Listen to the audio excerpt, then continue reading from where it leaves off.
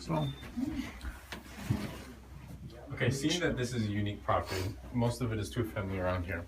How do you gain? You're going to run the numbers on the property, and you have to figure out the value of it before you do anything. Obviously, Right. You get it assessed.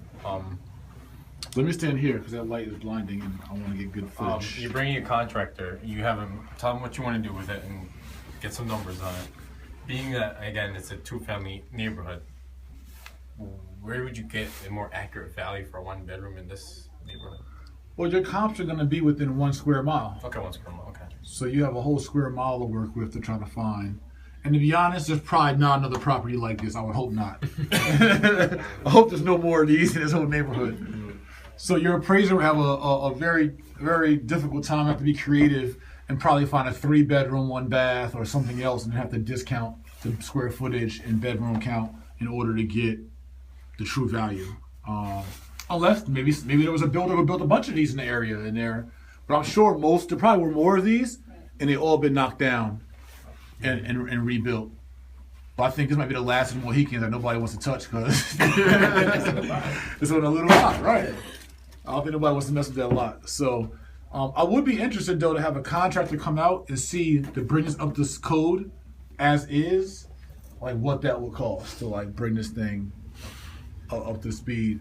And then see what, what's the rental potential on it? What's the potential? Because honestly, you think about it, if the numbers made sense, this could be a very affordable starter home for a young family. I mean, how much you got to make to be able to afford something that's going to cost you, what, 80 grand, right? $80,000 in New Jersey. And Union is really one of the top schools. It is a really good school system. So that's really the sell. The sell is that you're not, you'd be paying like Baltimore prices, but for a middle-class school system, or Irvington prices or Newark prices, for a really good school system here in Union, where the crime rate's low and all other kind of perks to the town. So for someone that's a small family or a single mom or dad or someone else who's looking to try to move in, 3.5% down FHA on $80,000, with $2,400 down payment on your mortgage. So that would be the other upsell is that you could easily flip to a first-time home buyer or a second-time home buyer or someone to come in and live. Or put Section 8 here and get top-notch rent,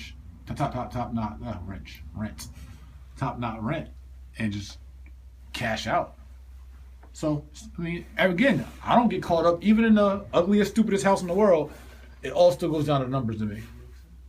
That's it. That's all I care about is the numbers. The rest of that, like, whatever. The numbers make sense. Again, and it goes back to what we were saying earlier at the breakfast.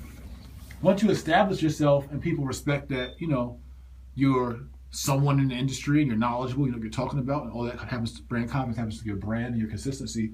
When you establish yourself, I know I can sell any property to anybody, especially when the numbers make sense. Like, so, how they say, like, you could sell water to a whale or you could sell ice to an Eskimo?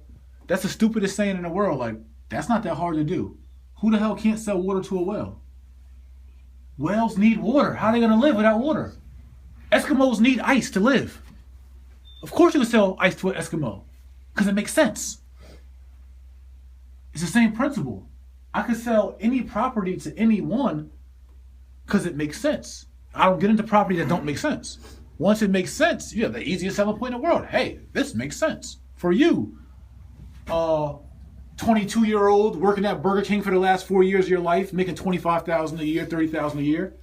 Why are you and your buddy renting as roommates, paying $1,100 a month in rent when you could buy this starter home, get equity appreciation, tax write-offs from your Burger King checks, and have a lower mortgage than what you're paying renting from someone else?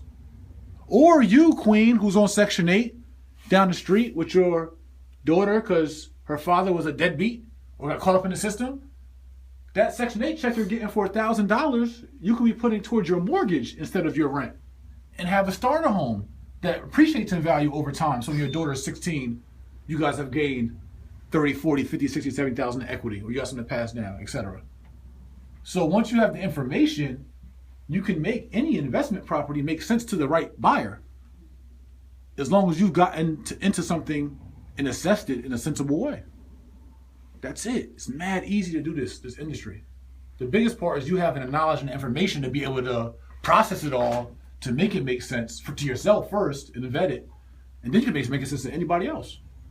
Wholesaler, end client as a realtor, or hard money investor, partner, private partner, or whomever. It's not that hard. That's the key part.